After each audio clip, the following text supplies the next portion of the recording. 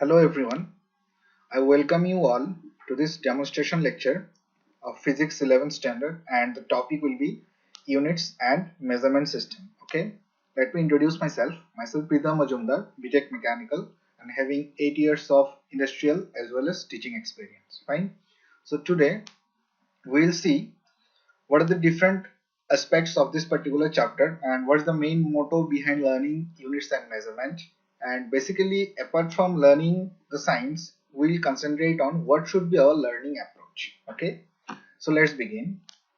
Here you can see on the slides that we are going to cover few concepts and keywords in this particular session, and the begins with what is unit and measurement system.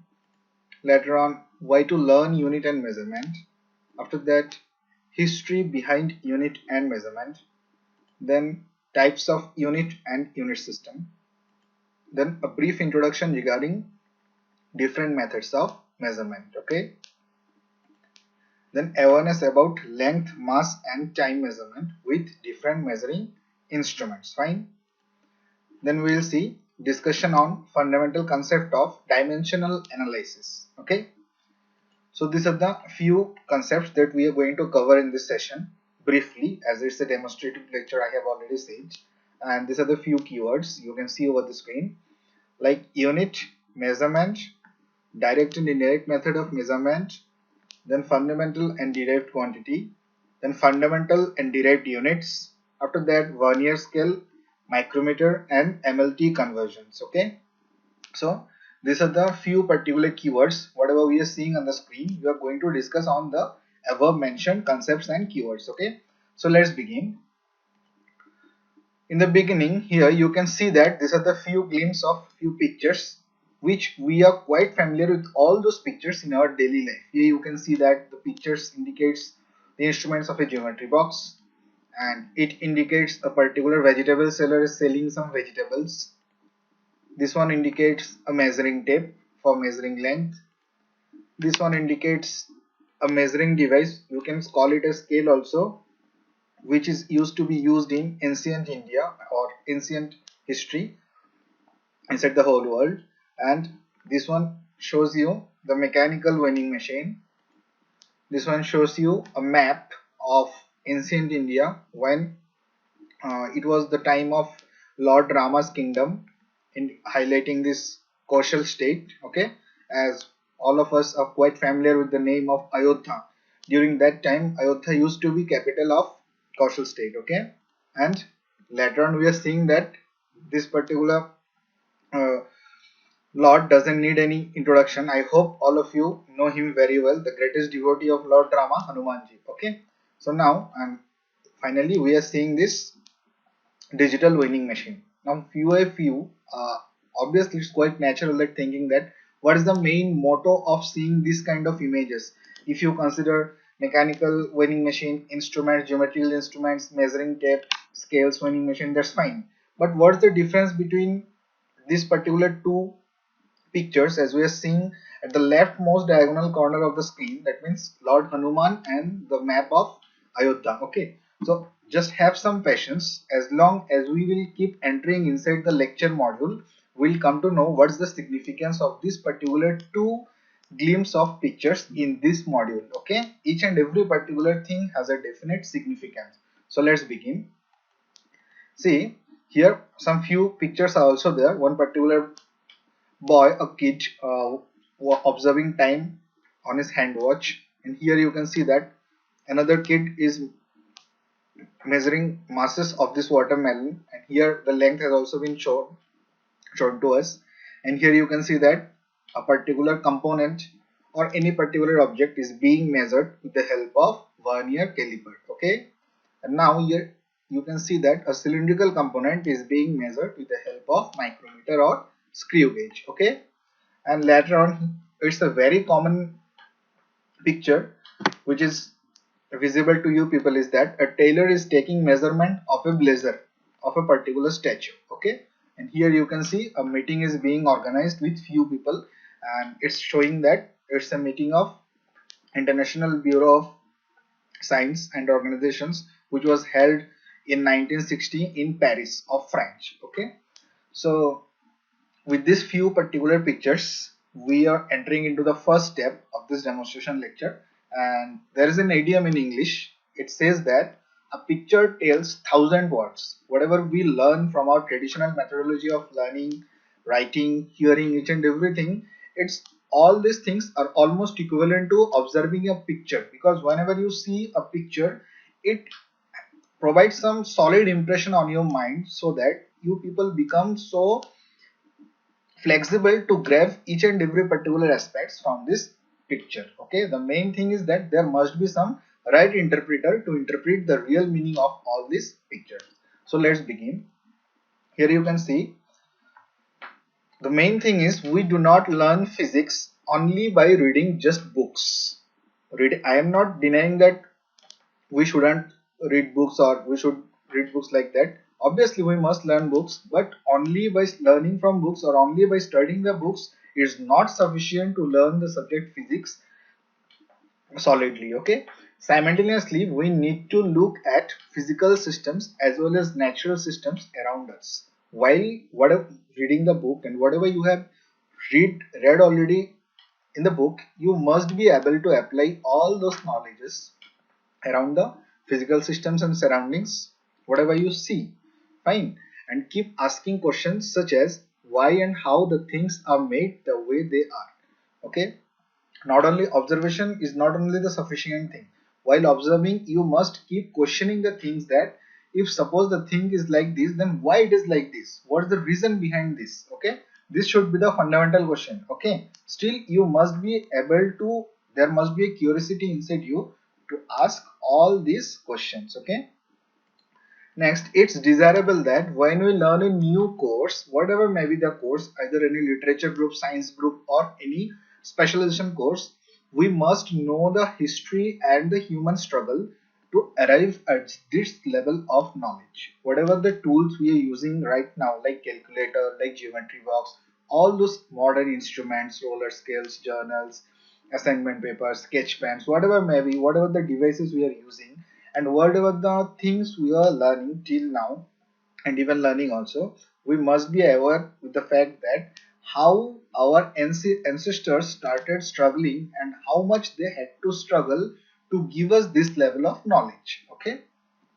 and the aspect of entire syllabus module is brought out with some interesting animation, simulation, and virtual practical experiment to enhance the visualization skill and knowledge level of students. Okay, whatever I personally think is that whatever we learn, we must be able to apply it in our daily life. Okay, there is no point of learning any kind of concepts which is not useful to us for applying in our daily life. Okay, whatever we learn, irrespective of any subject, either it may be literature group, science group, maths, whatever may be XYZ, we must be able to apply all those things in our daily life. Okay, because science itself is prepared just to make our daily life simple. Okay, and I hope with this new way of learning, you all will enjoy the subject physics. Okay, so let's begin. Basically, what is physics? All of you know that. Still, I'm just giving a little intro. Physics is a branch that deals with the natural phenomena and natural systems around us. Whatever the natural phenomenon and natural system we are observing around us, that comes, each and every particular phenomenon comes under physics. Okay, and still, if you want to make it some in some large sense, then you can easily observe and feel that whenever we people play cricket, whenever batsman is doing batting, bowler is bowling, and there is some contact between bat and ball, it's also a part of physics. Okay, so each and every particular phenomenon in our daily life is completely related to physics. And what is measurement and its need? See, before learning any particular chapter, we must be pretty sure about the fact that what is the main motto behind learning this subject.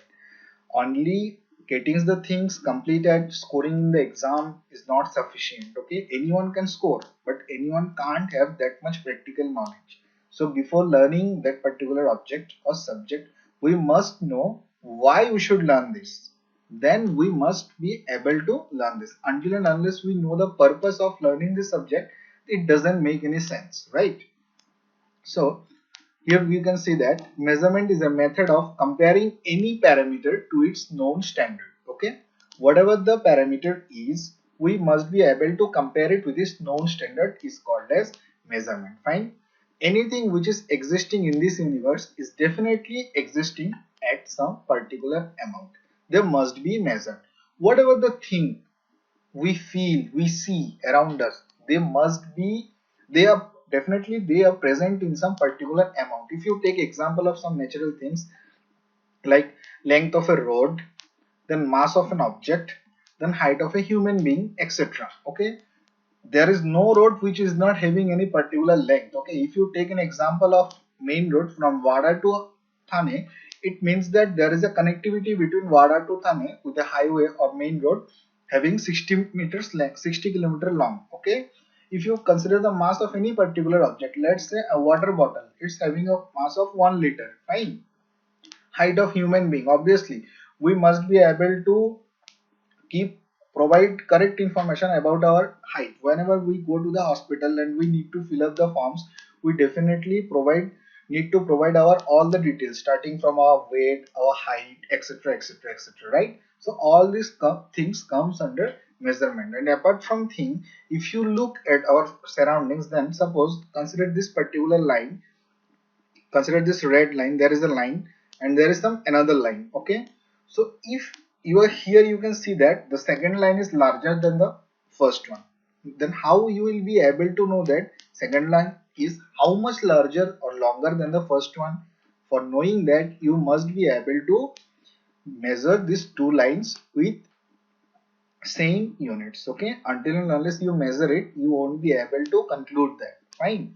So we have seen that, suppose if you consider this small line as a standard, then you can easily measure this long line with respect to this small line. That means how longer the long line is from its short standard length. Okay, if you consider this short length as a standard. And apart from C, as we have seen the statement that anything which is existing in this universe is definitely existing at some particular amount, they must be measured. You can cross verify. If you take the example of water and land portion, whatever is present on earth, you can see that near around 71% of total area of this earth is filled with water and remaining 29% is filled with land. Okay, so this is how we must be able to measure each and every particular entity, whatever is existing inside this whole world. Whatever is existing inside this whole world, they are in existence with some particular amount. Clear? So we can easily observe these particular things from this. Now we will see basically what is physical quantity. Okay, quantities which can be measured are called physical quantity. Any particular thing that can be measured are called as physical quantity. It could be anything, means any entity like water, like air, like vegetables, any particular thing. Okay, any means any. Okay, but the condition is that it could be measured, it should be measured. Okay, if we are not able to measure it, then it can't be a quantity. Fine.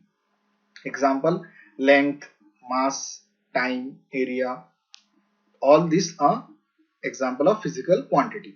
Now we will see what is unit and its significance of need. Fine.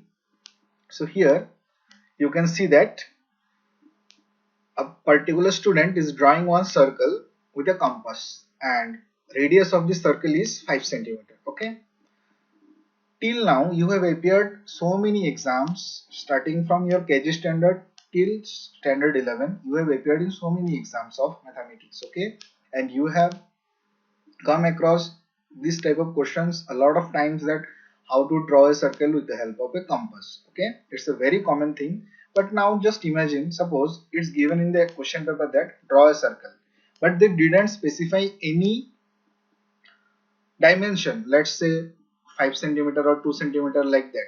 Or if this provide in the exam, draw a circle with, let's say, you can say 5, draw a circle with radius 5. They didn't specify the unit. It now it's up to you. You can consider it as 5 millimeter, you can consider it as 5 centimeter, you can consider it as 50 centimeter, something like that. Okay, that means that's not indicating the clear information, or if you don't specify the unit, then your physical quantity, information of physical quantity is completely incomplete and meaningless. Okay, so every particular physical quantity, here we have seen the example of length, that we have drawn one circle with a radius of having length of 5 centimeters. So until and unless you provide the word or you mention the unit as centimeter, it's become meaningless. Fine. Now here you can also see that another particular boy is measuring a particular watermelon. He is taking its mass, and we can say that the mass is here indicated as, let's say, 2 kg. Okay, and the length has been given as 15 centimeter. Fine. Here we can see that another particular boy is watching time at his hand watch. Okay, so here all these particular things are physical quantity, the mass, the time, length, each and everything, area, like that. Okay, now what is the unit and its need? Here we can see that the reference standard used for the measurement of a physical quantity is called as unit of that physical quantity. Okay, so it means what? Suppose you have come to market to purchase any sort of vegetables, let's say potato, or let's compare the fruits, watermelon. If you tell the shopkeeper that I need watermelon, obviously he will ask you a cross question. What is that? Sir, आपको कितना kilo चाहिए, तुम्हाला किती kilo पाहिजे, right? That means depending upon that you will have to answer that, yeah, I need 2 kg or 1 kg, something like that. That means I need to specify the unit along with the physical quantity. Okay, until and unless I specify the unit, it doesn't make any sense.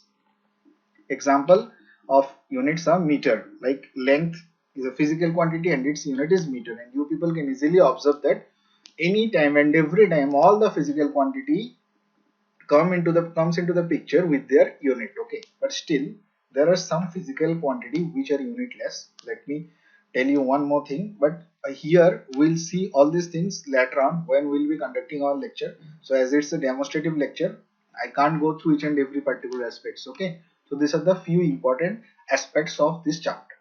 So here you can see that 15 is the magnitude and centimeter is the unit. Okay, so it's indicating the length or details of this length. Fine. And kilogram is the unit of mass, and second is the unit of time. Okay, like that. So here you can see this measuring tape, this weighing machine. Okay, so all these particular things gives us indication regarding the units and quantity. Okay, both goes in hand. Okay, fine. Now we'll see. Still, if we don't apply unit, how it appears. Suppose here we are seeing a very funny example. Need of unit.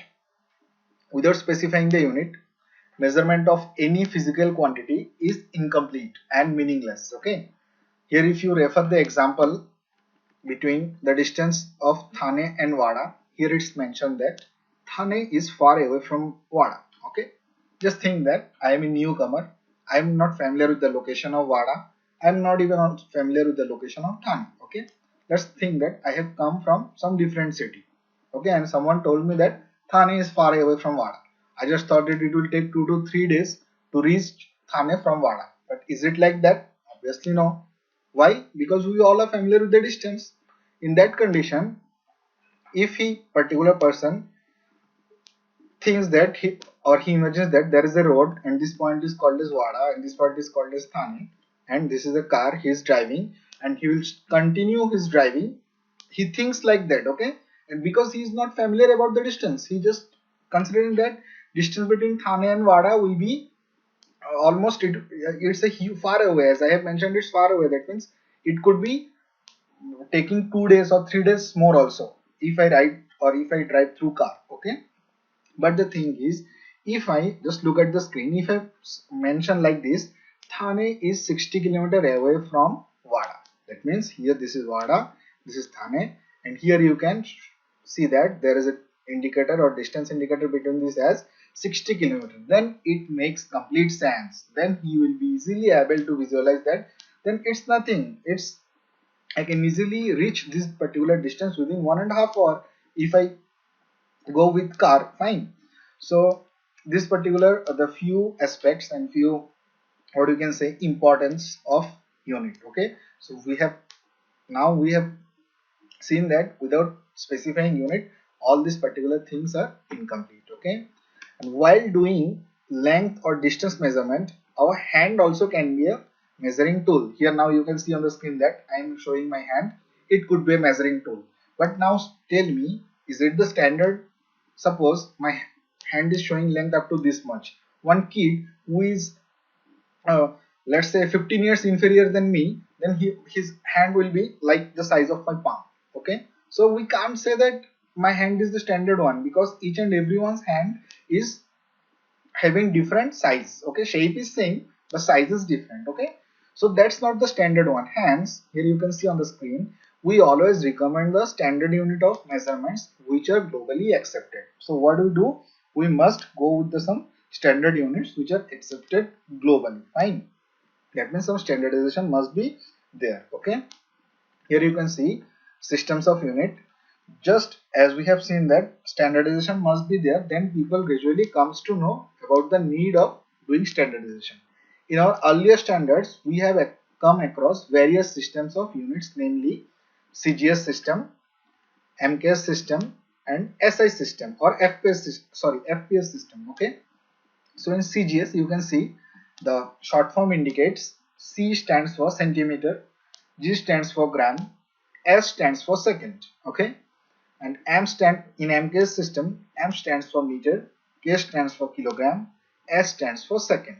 Okay, and in FPS system, F stands for foot, P stands for pound, and S stands for second. Okay, so here you can see these are the three different unit system till now whatever we have come across, and this is the fourth one or SI system, and this is called a system of international. Okay, and it 100% matches with what we can say MKS system, right? So excuse, so if you compare this with MKS system, you can easily see that the fundamental units remain same for those particular fundamental quantity. Okay, and here you can see that in particular 11th conference regarding system of international bureau that was held in Paris in 1960, and later on they decided that the first three systems, namely CGS, MCAMS and FPS, were used extensively till recent. Okay, or recently in 1960, International General Conference on Weights and Measures recommended the use of international system of units. Okay, in 1960 all the scholars or all the representatives from different countries, they had a meeting and they took a decision uniformly or globally that what should be the globally accepted standard. Okay, and they founded this SI system. Fine, this international system of units is called SI units, as the SI units use decimal systems conversion within the system is very simple and convenient. Why SI system is so simple and convenient? Because they use decimal system for unit conversion. Okay, so here we have come familiar with the particular things. Fine, now here we can see the fundamental quantity and fundamental unit. We will see what is basically fundamental quantity and fundamental unit and what are the basically types of it. Okay, so here you can see that the physical quantities which do not depend on any other physical quantities for their measurements are known as fundamental quantities. Means what? Any particular physical quantity, suppose let's say length.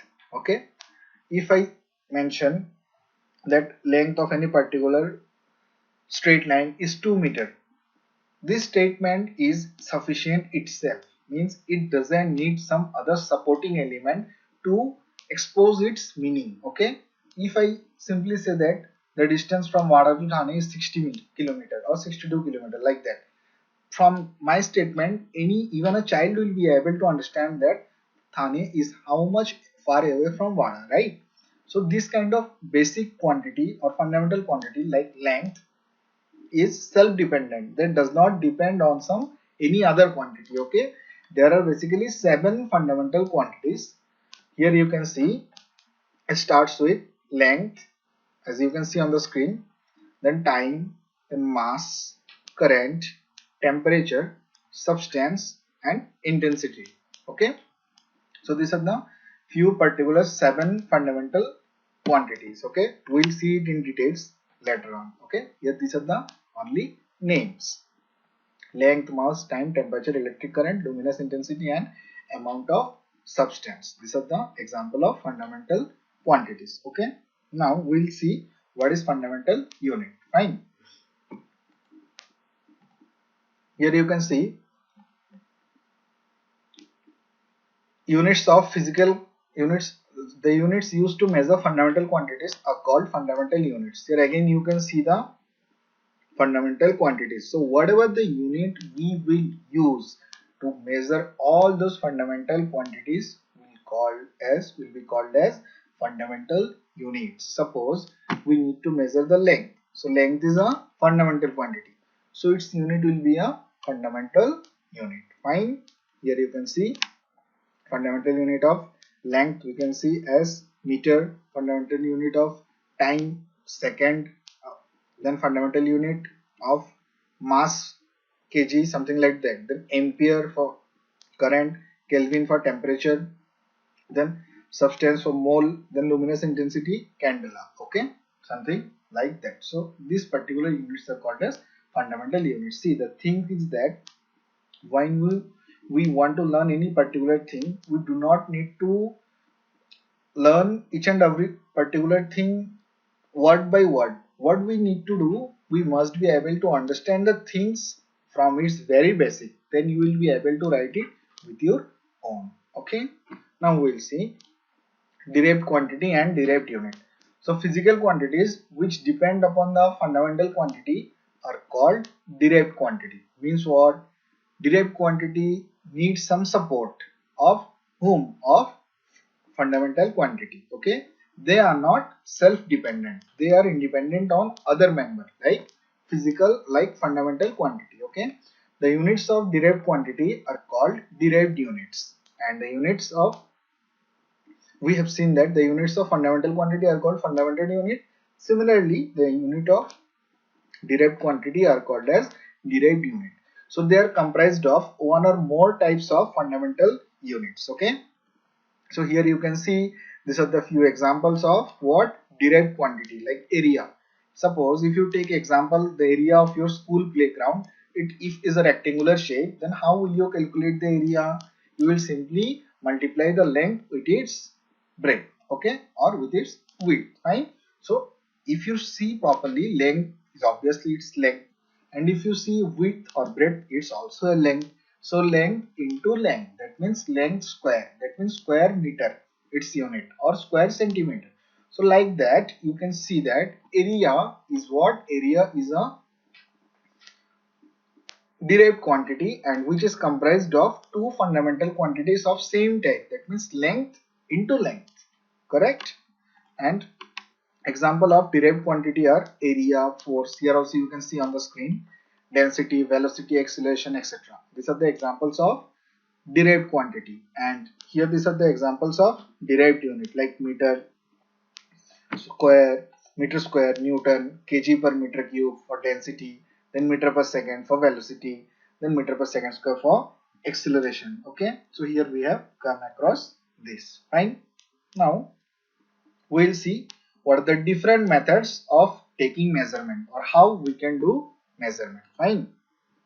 Here we can see that methods of measurement. Basically there are two methods of measurement. Fine. The first one deals with, here you can see the tree diagram. The first one is direct method of measurement, and the second one is indirect method of measurement. Now you can ask, sir, how exactly it is? Yeah, it's very simple. All of you are completely familiar with all those examples. Now we are going to see a very particular few interesting examples. Later on we will correlate this with this particular concept. See, I just don't think that learning definition is the ultimate thing. learning definition is necessary, but that's it's not compulsory. Fine, if you understand the concept, you can write the definition with your own also. So here you can see we'll proceed with this particular two types. Direct method of measurement means in this method the physical quantity is directly compared with the standard. Whatever the physical quantity we are going to have, we will directly compare it with this standard. Fine. This is the most common method of measurement. Now I am going to show you a few peak. By observing this peak, you will say that so it's so simple. We daily in our daily life we used to come across all these particular aspects. Example, length measurement by steel rule, which you everyday do while drawing a straight line in solving problems in mathematical geometry. Then angle measurement by bevel protractor. Always you need to measure angles when you want to draw a right angle triangle, isosceles triangle, something like that. Okay.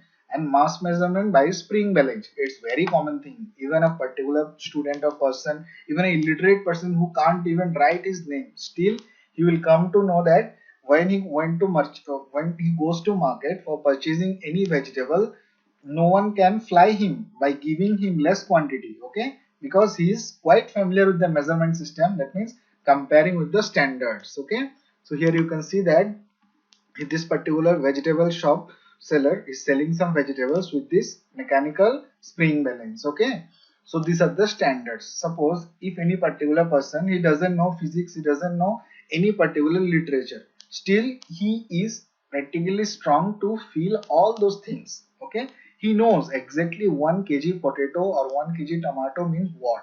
Fine. So similarly, here you can see the glimpse of few mechanical weighing machines. Okay, this one, and I don't need to give explanation on this particular picture because starting from your primary section, you are quite familiar with all this instrument and why they are being used for. Clear? And now here this is another digital weighing machine. Okay, so these are generally used in especially in big bazaars, DMart, something somewhere like that. In some standard shops they are also use this particular type of weighing machines because here you can automatically, obviously it will show you the mass and simultaneously it will calculate the amount of this particular quantity if you put it, and it will automatically print out a receipt or bill, whatever we call it. Okay, and here you can see that this is also very common thing. Here this particular tailors need not be a PhD holder of physics or need not be some very scholar to know all these things. Still he due to practicing his skills, he automatically has become very familiar with all these particular things. So this is all about direct measurement. Means what? Directly we are measuring the mass with the standard of is whatever the specimen. Okay, clear? Directly we are measuring the length with the standard unit of or with the standard device scale. Fine. So this comes under direct method. Now we will see indirect method. Indirect method of measurement deals with the physical quantity is not directly compared with its standard. Means what? The physical quantity whatever we see, it doesn't come directly in contact with the standard, unlike direct measurement. That's the main difference. In direct measurement we directly compare this with standard, in indirect measurement we don't. Okay, some parameter of another quantity is being compared with the standard and finally evaluated the result of desired quantity. Means what? Suppose you want to measure the distance between Wada to Thane. Will you be able to manufacture a scale that will be of steel rule that will be so long, it will one point you will keep at Wada and the another point you will keep at Thane? That's not possible. Fine. So in that condition you will have to take some via media. With the help of that you will sense the distance and you will compare this with your standards. Fine. Like large distance such as distance of a planet or a star from the earth, a star or planet whatever we see in the night sky, it's how far from our existing earth. Okay, so this particular distance can't be calculated with the help of a steel rule or protector like that, and this means this can't be measured directly. Fine. So a method called parallax method is used for it. We'll see later on what is parallax method. Okay, now just keep it in mind that we can't compare this sort of distance exactly with its standard. Okay, you can't have a scale that connects between earth and the sun, like that. Fine. So here that is a very common example of indirect measurement. I hope all of you are completely familiar with this particular peak and it doesn't need any introduction. Here still I am saying that in airport, in Mumbai airport, any particular person or airport staff is measuring the temperature of a lady with thermal gun. Okay, here you can see that the gun is focusing on his forehead to sense the temperature. So it's a very pure example of indirect measurement. So instead of using thermal gun, he can also would have used digital thermometer directly contacting on his skin or forehead. But that's not safe for others because it should not be happen. If she would have a patient, then there is a chance to spread infection from herself. So just to avoid it, they didn't use a traditional thermometer. Instead of using that, what they used a thermal gun. With the help of that, it doesn't need any direct contact between our body and its particular machine. Okay, there is a mechanism which can directly sense its body temperature, her body temperature, and will simply reflect on its back surface. This is how the temperature of any particular object, or here she is not an object, sorry, she is a human being. Temperature of any particular human being can be easily indirectly measured, I repeat, with the help of this thermal gun. Clear? Now I hope it's clear enough to all of you. Now we will see some different methods of length measurement, mass measurement and time measurement. So first we will see length measurement. Length measurement, to measure the length or distance, the SI unit used is meter. Okay, all of us know that. Fine. Generally we use meter to measure the length. And the most common instruments for measuring the moderate length is scale or steel rule and measuring tape. See, I'm revising the sentence. The most common instruments for measuring moderate length is scale or steel rule and measuring tape. Means what? Moderate length means what? See, here the importance of the word moderate length is huge, because if I give a comment like that, you can measure any particular length with the help of scale. Then you will ask me, sir, will I be able to measure the distance between earth and moon with the help of scale? No, not. That's why I have mentioned the word moderate length. Okay, the length which comes under our reach, or that is not beyond of our reach, having a standard distance or a small distance, something like that. This sort of distance or length can be measured with the help of steel rule or measuring tape. Here you can see that this particular carpenter is measuring a distance or length of any particular component with the help of measuring tape. And here the height of this particular two person is being measured with the help of scale. If you imagine there is a scale. Fine. So here you can see that large distance such as distance of a planet or a star from the earth can't be measured directly with a meter scale. So a parallax method is used for it. Some different method is used, that is called as parallax method. And for measuring a linear dimension precisely and accurately, we need vernier scale. Suppose someone has told you measure the distance between the length occupied between two hairs of your head. Will you be able to measure the distance with the help of scale? Obviously no, because the distance is very small, very delicate. In that condition, to obtain this kind of measurement and dimension, what we must do, we must go with vernier scale. Okay, and if you just keep it in mind that this particular two word precisely and accurately, I repeat, precisely and accurately, we will go into details this particular two words at the end of this particular lecture. Almost 50% has been covered. Okay, now we'll see what is vernier. Here you can see the different types of vernier. This is called as manual vernier. Okay, and we use it everywhere. Fine, even whenever you will be conducting practicals, you will handle this sort of vernier. This is also called as manual vernier, but it's using a dial gauge. Okay, this is the additional, you can say, an attachment which has been provided with this. With the help of this we can measure this, and this is a completely digital vernier. Okay, you won't find it in your school lab.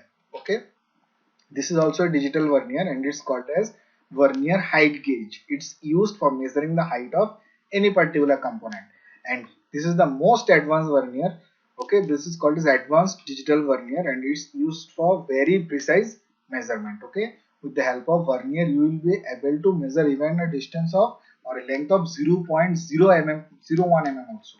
Okay, so till 0.01 mm it can give you the value precisely. Okay, now we'll have a simple demonstration quickly how vernier scale needs to be operated. Okay, whenever we will be conducting virtual practical session, we'll go through details for each and every particular aspect. Okay, here you can see, okay, brief demonstration on vernier scale practical. Okay, here you can see the vernier and just see properly that here these are the readings, these are the main scale readings and vernier scale readings, all are given like that, and with the help of demonstration I will show you how it moves. Okay, fine.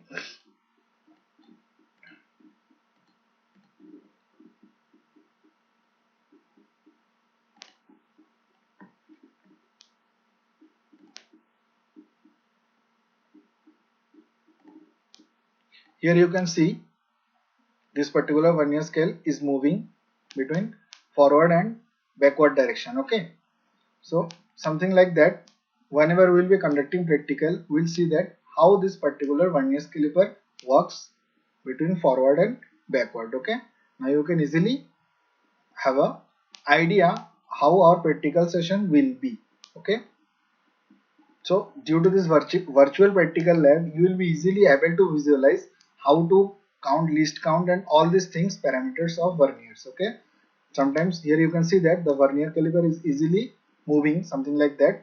I am not playing the video fully because it will take some more time. Whenever we will be conducting practical session, we will simply show a demonstration or sorry, not demonstration, a complete lecture on this. Fine. So this is how vernier works, and here now we will see some few instruments like micrometer, which are being used globally for measuring precisely and accurately the radial dimension, that means for cylindrical dimension. Okay, here you can see the different types of vernier. Digital vernier, this is analog vernier. Okay, for using, being used for measuring internal diameter. This is also a inside micrometer. Okay, sorry, it's not a vernier, it's a micrometer, just my spelling slip of tongue. And here you can see the inside micrometer, how it measures the diameter internally. And here you can also see some different types of insert micrometer. Okay, and this is the most common type of insert micrometer, and that is fully analog. Okay, we will see each and every particular things in details during our practical session. And this is a simple video of whatever we can say vernier, sorry, micrometer. Now you can see that the micrometer is being inserted on a particular component and its internal diameter is being measured with the help of micrometer. Okay, fine. And this is just a simple video, and later on I have just taken, while doing practical session conducting virtual practical lab, I have taken one video of this particular micrometer like vernier. This also slides. Here you can see, you can easily check the list count, and on the bottom of the screen you can see the different size of nuts are available here, and we'll just check the diameter of each and particular every single individual nut while performing our practicals. Okay, so this is how, here you can see that this particular simulation is completely able to check the practicals of or do the practicals of micrometers and verniers. And there are some more instruments which we can perform completely through virtual simulation. Till our college and schools get open, we can easily perform all those things through virtual simulation. Okay, now we are proceeding forward to our next slide. Okay, now we'll see mass measurement. Since 1890, a kilogram was the mass of a shiny piece of a platinum iridium alloy kept in a special glass case at the International Bureau of Weights and Measures. We have seen what is exactly International Bureau of Weights and Measures is. Okay, so it was nothing but a organization. It was founded by some particular few representatives for doing globalization. Okay, considering it as a standard, mass of any particular physical quantity is being compared with this. Okay, here you can see that this particular mass are very standard. You, if you know, and if any one of you are having shops or grocery shops like that, you can ask your parents or your friends, like they is very familiar with the facts that very frequently customs department staffs come to our house come to our shops for cross verifying the authenticity of this particular masses. Some nonsense shopkeeper, what they does, they uh, just fly with the customers by uh, adding some extra masses at the bottom, or by adding some hidden masses at the bottom of this sort of masses. Okay, this sort of standards. Okay, so just for avoiding all those activities, custom departments people frequently have a visit at each and every shops. Okay, means what, whatever we purchase, whatever we see, there must be something standard. Okay, and here you can see this particular woman is also purchasing some fruits with the help of this scale. Okay, and this is the digital weighing machine. So we have come across this. This is how we can measure mass. Okay, there is also another particular things also called as mass spectrometer. Now we are not going into detail of that. Okay, now we have completed what, length measurement, mass measurement. Now we are proceeding to time measurement. Okay, while dealing with the mass of atoms and molecules, kg is an inconvenient unit. See, if you are purchasing potato, rice like that, then kg is fine. But see, if you want to measure the mass of an atom, you can't compare it with kg, right? Then it will be something like a very funny incident, right? So you can't even see an atom with your visual eyes until and unless you use some microscope or something like that. Okay, so in that condition, uh, how you will be able to measure this with the help of kg. Okay, so for measuring very precise or very small units of small quantities, we need to use very small unit, and this is called as atomic mass unit. In short, we call it as AMU. It will be easy to compare mass of any atom in terms of mass of some standard atom which has been decided internationally. Okay, whatever the international standards are there, with the help of that we can easily compare it, right? Now we are proceeding towards time measurement. The SI unit of time is the second. For many years, duration of one mean solar day was considered as a reference when in earlier days. Okay, a mean solar day is nothing but the average time interval from one noon to next noon. Suppose now when I am conducting this lecture, now today is Sunday, okay, 9th August, and from 9th August afternoon till 10th August afternoon, okay, something like that. Average duration of a day is taken as 24 hours. So 1 hour is of 60 minutes, and each minute is 60 seconds. So it's a very simple calculation. So does the mean solar day will be equal to 24 hours. That means 24 hours into 60 minutes into 60 seconds. So comprehensively it will provide you 86,400 seconds, like that. Accordingly, a second was defined as 1 upon 86,400 division of mean solar day. Clear?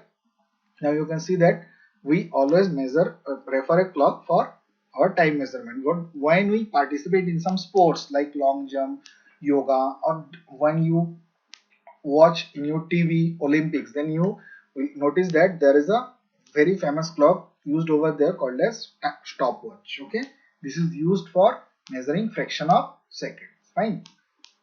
The main output of this particular device, two devices, and quantity is same, but this one is giving more accurately and precisely. Okay, now for more precise and accurate measurement of time, a clock named as cesium clock or atomic clock is being used widely at different research center.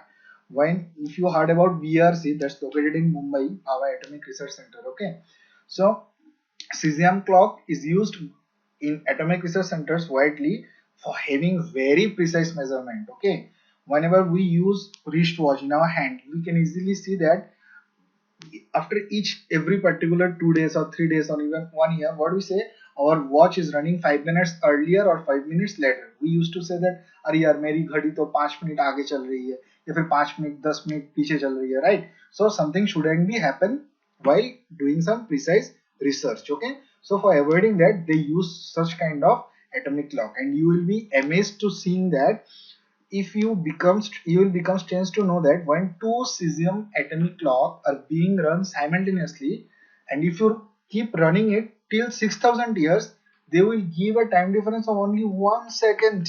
Now think how precise it is. uh, Even if we use our watch till 1 year is too much. If we use it our hand watch or wristwatch till continuously through 6 months, we can observe that अरे यार ये तो 2 minute पीछे चल रही है, and we share in such a way that our watch is running or lagging for 2 minutes, something like that. Okay, so this sort of incident shouldn't be happen inside research center. That's why they use cesium clock. From seeing its image, you can have an idea that how complicated and precise it is. Now we are seeing that the next part. Okay, dimensions and dimensional analysis. Okay, so a derived physical quantity can be expressed in terms of some combination of seven basic or fundamental quantities. We have seen what are the different fundamental physical quantities. Okay, so for convenience, the basic quantities are represented by symbols of length L for length, mass M for mass, time for T for time, and K for temperature, and I for current, C for luminous intensity, and mole for amount of mass. So these are the dimensions of fundamental quantities, right? And the dimensions of a physical quantity are the powers to which the concerned fundamental units must be raised in order to obtain the unit of given physical quantity. Now from definition, it seems little bit difficult or different like that. Okay, now what we'll do, we'll directly go into example what is exactly dimension. When we represent any derived quantity with the appropriate powers of symbols of the fundamental quantities, then such an expression is called as dimensional formula.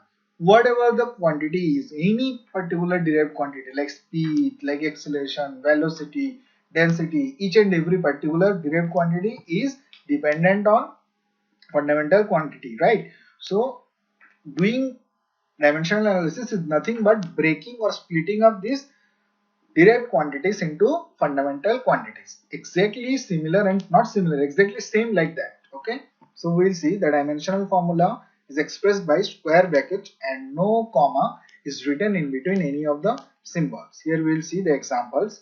Here you can see the speed. All of you know that speed is a derived quantity and its explanation is distance upon time. So distance is a length, you can put L upon T, and here you can put m to the power 0 because there is no mass, L to the power 1 and T to the power minus 1, right? Similarly, if we look at acceleration, we know that acceleration equal to change in velocity upon time, and change in velocity means displacement upon time divided by time. So it will be displacement upon time square, that means length upon time. So it will be m0 l1 t minus 2 like acceleration. And the last one is force, that means you will have to split it into mass and acceleration, then mass into change in velocity into time. Okay, then mass into displacement upon time like this, and it will be mass into L into upon t, then it will be m1 l1 t minus 2. See, what is the main fundamental is that while solving all these particular things, you will have to be pretty sure about its fundamental quantity. Clear? Your fundamental should be strong. You never need to memorize all these particular dimension, right? What you need to know? The fundamentals, the basics. Then you can have your dimension at your own. Okay, suppose by mistake if you forget unit of any particular quantity, physical quantity, it doesn't, you don't have to worry about that. You can easily formulate or calculate the unit if you are strong enough in dimensional analysis. Okay, so we'll see what is the use of dimensional analysis to check the correctness of physical equations. If we need to check our physical equations are correct or not, how? If our physical equations left hand side and right hand side matches with each other, or if they are equal with each other. And the second one is to establish the relationship between related physical quantities. Okay, like speed is a physical quantity, distance is another physical quantity. We need to correlate this, then we'll have to go for dimensional analysis. And the last one is to find the conversion factor between the units of same physical quantity in two different system of units. Okay, now see, please don't mind, I am carrying out all these things little bit speedy way because I just wanted to give you as much as possible in this particular stipulated time. So I am extremely sorry and excuse me if I have covered till now with a very fast way, but whenever we'll be conducting all these particular things gradually and there will be sufficient time, we'll go in details for each and every particular aspects. Now, till this slide, we have seen what is measurement, what is units, what is the modern science and technologies used behind measuring all these things. Now, one most important thing which we all of us never find in our book and never give concentration and preference to learning or even to knowing all these things is that the history. Whatever we are doing till now, even nowadays, we must be grateful to our ancestors, to our scientists, to our all those ancient saints who has invented all, like Aryabhatta, Chanakya, like Lord Rama, Lord Krishna, like that, who has played a tremendous influence for developing the whole universe, like that. Okay, so now we are going to concentrate but some history of measurement system. Okay, this is not included in new syllabus, still just for your convenience and purpose I am going to share these things with you. So if you see the history of units and measurement, there is a major role of Roman and Egyptians. Okay, Roman and Egyptians, you know that they are very strong in architectural aspects. Okay, and engineering aspects also. And here you can see these are the symbols of ancient history. Like if you look properly, there is a palm, there are some symbols of feet, something like that. And they used to use these kind of symbols for doing measurements. The earliest recorded system of weights and measures originate in sorry originate in 3rd and 4th millennium BC, almost 3000 years ago from now. Okay, from 3000 years ago. The Romans and Egyptians played a very important role in developing the several units and measurement systems at that time. Now you can imagine from now onwards, from now 3000 year ago they developed all these things. Okay, so even the very earliest civilizations needed measurement for purpose of agriculture, construction and trade. So why they need measurement? Just for occupying the agricultural land, just for measuring or constructing the buildings and for trading purpose. Until and unless measurement is there, nothing could be in existence. Okay, so here you can see they used to refer this cubic rod as a standard. In ancient era, they used to use the unit of length as cubit. We'll see in details what exactly it is. And they were having such kind of standard. It's called as cubic rod. Okay. With comparing this standard, they used to measure the length of any particular quantity, right? So now here you can see that the cubit is an ancient unit of length that had several definitions according to each of the various cultures that use the unit. There are a lot of cultures like Egyptians, Romans, like that, okay, so on and so forth.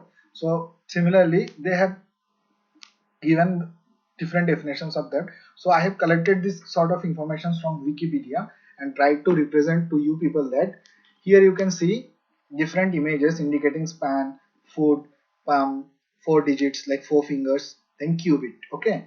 So from this image we can conclude that this definition typically range between 444 and 529.2 mm. That means 17.48 to 20.83 inch with an ancient Roman cubit being as long as 120 centimeter. Okay, but now here if you see properly, here I am showing you in details how it looks like. The shorter unit or common cubit was based on the forearm length from the tip of middle finger to the bottom of the elbow and was divided as 6 palms into 4 fingers, that means 24 digits. I am repeating the sentence. Forearm length from the tip of middle finger. Here you can see as the cursor is moving from the tip of middle finger till this arm. So this particular length is used to consider as cubit. Now just think, from now 3,400, 3,000 or 4,000 years ago, Romans and Egyptians were capable enough to do such kind of measurements. Okay, it means they were so much developed. Okay, now Royal Cubits added a palm for 7 palms into 4 fingers, that means 28 digits. Okay, so here we have seen like this.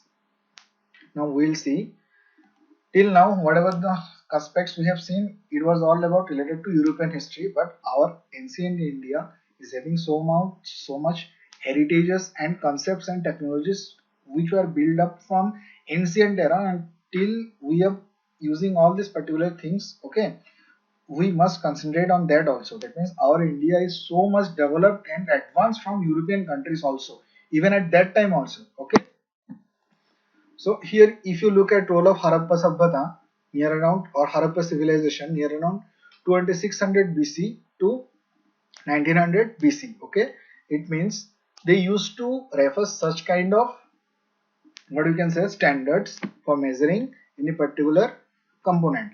Cubical weights in graduated size existed near around 4600 years ago. 2600 BC means 4600 years ago from today. These weights conform to the standard Harappan binary weight system that was used in all of the settlements. The smallest weight in this series is 0.856 grams and the most common weight is approximately 13.7 gram.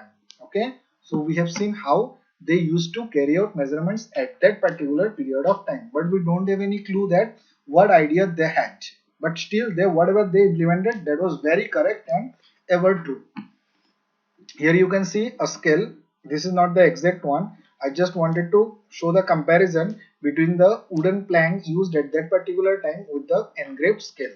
They used to prefer some wooden plank that was engraved with digits for length measurement. With the image scale, only an idea is represented. It does not refer to the actual prototype. Means actual device was little bit different. Here I just to show you the comparison that at that time also those people used to do measurement of length with the help of this kind of wooden planks and devices. Okay, fine. Now this is only 3000 and 4500 years ago. Now you can become strange that sir how you can say only 4600 years.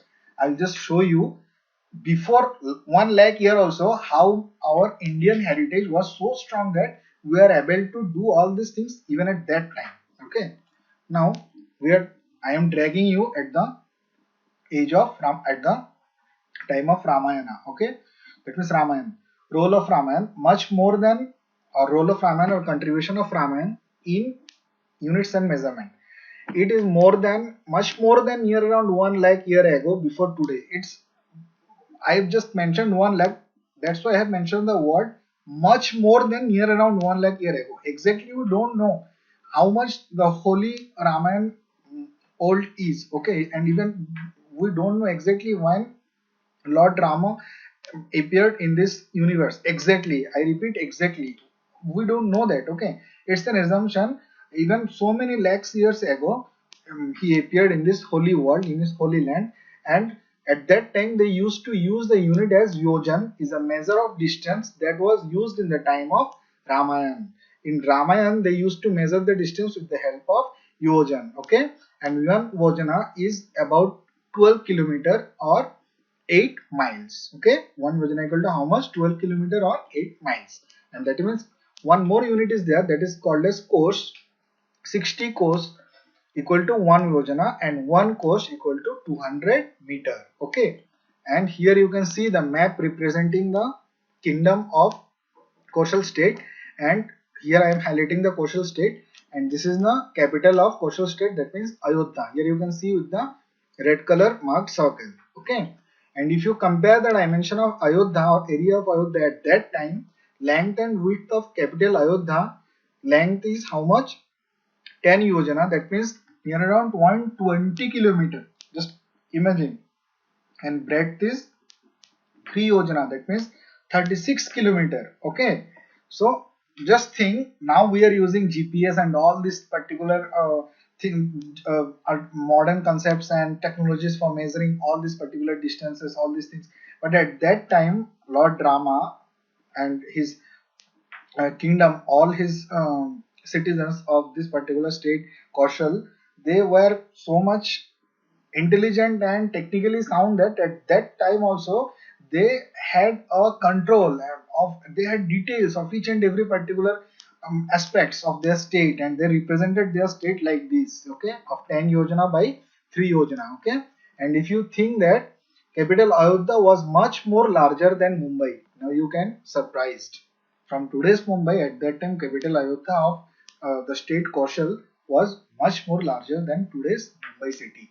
Okay, now compare even from 1 lakhs years ago from today, they were that much developed. Okay, so whatever the developments we are seeing, that all this has already been done from our ancient munis and rishis, but many of ours are not even ready to hear that, not even ready to accept it, until and unless you refer any if you have any doubt you can google it, if you have still any doubt you can go with mythology. Okay, I am not specifying about any caste creed. I am just representing our country, our holy India land. Okay, we are just representing our holy Indians, that whatever the caste creed and religion, our India was so ancient and so holy that even from 1 lakh, 2 lakh, 8 lakhs, 5 lakhs years before also, at that time also people were able to judge all these particular things scientifically. Fine.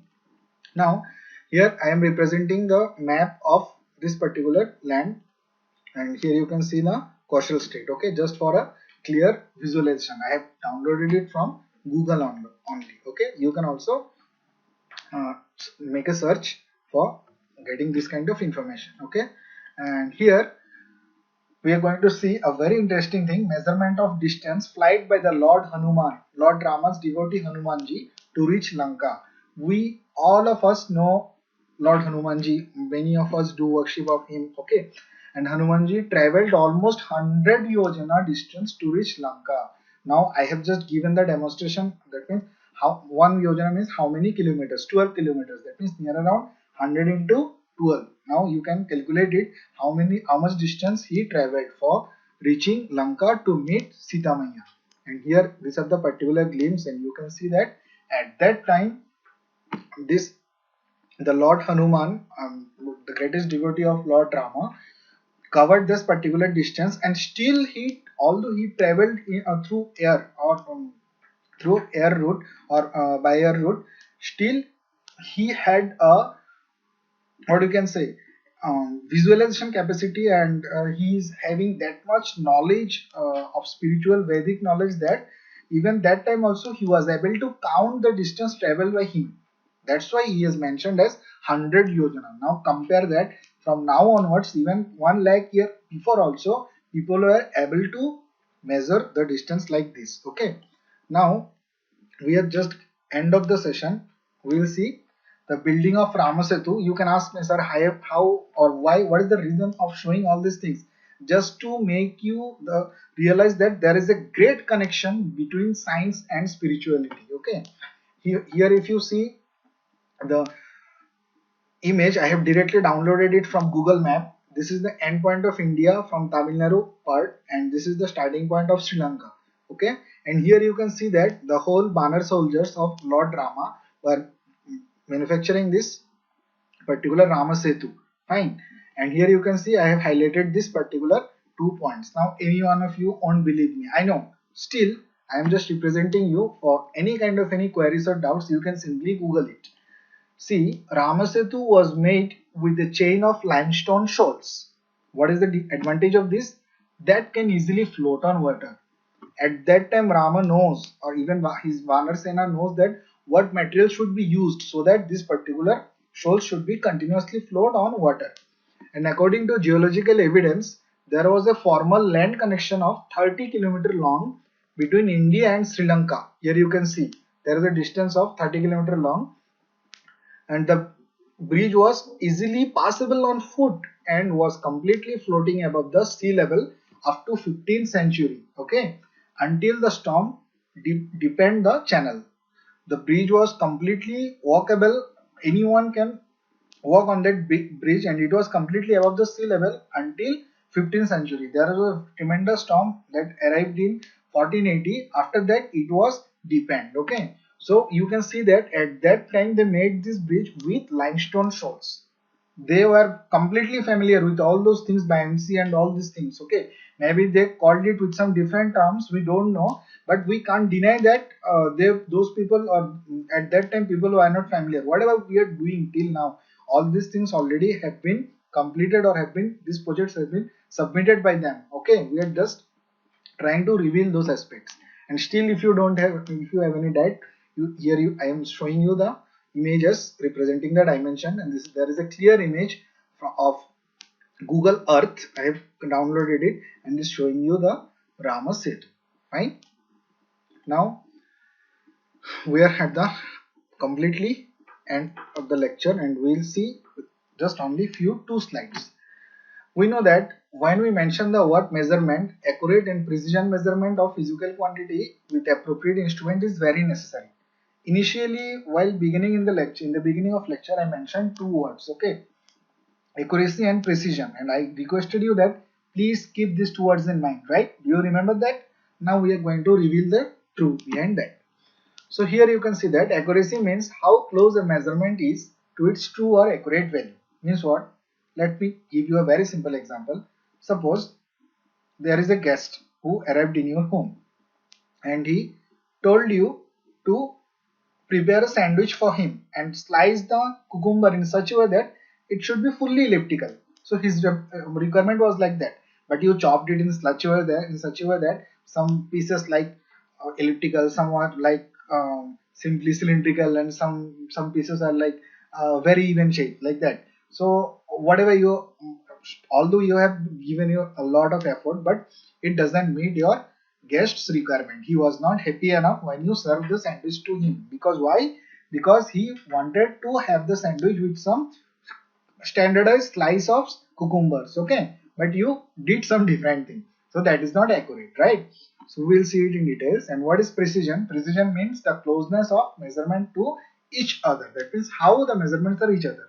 Now if you again take the example of these cucumber slices, your brother did the same job for another guest, but what he did, he slices the cucumbers in such a way that all those particular cucumbers may be elliptical or may not be elliptical, whatever the shape they has, but all the pieces of slices, they are having similar shape to each other, right? So that is called as precision. Now we are in the last slide of this particular course, and here we are seeing with an example that accuracy and precision is measurement. Here you can see that there is a particular circle, okay, and whenever we frequently go to any particular festivals, there is some games to hit the target, and you have given this particular 7 chances of hitting a particular target: 1, 2, 3, 4, 5, 6, 7. Okay, now whatever you have seen that you have applied, your target is the center circle and you have only the center. So here on, no, not a single attempt you made successfully to hit the center of the target. So if you think the accuracy is 0. Okay, there is no accuracy, right? And there is no precision, because even though you didn't able to hit the target, but your attempts are not even similar to each other, right? They are away from each other. And if you see the another example here, although you didn't able to hit the target, but all of your attempts were close to each other, okay, so that is not accurate, because that is away from your target. But this is what we can say precise, because these are similar to each other, right? And if you take another example, here you can see all these particular items are closer to each other, okay, but sorry, all these particular items are closer to each other, and here you can see that they are lying in this particular center. So here you can see that these are accurate because they are coming to each other, and but they are not precise because these particular items are not exactly very nearer to each other, okay. And if you see the last example, these are exactly at the center also, and these are very nearer to each other also. That's why you can call it as they are accurate as well as precise. So with all this particular example, I am ending up my lecture here and wish you all the very best. I hope you have liked it. Thank you.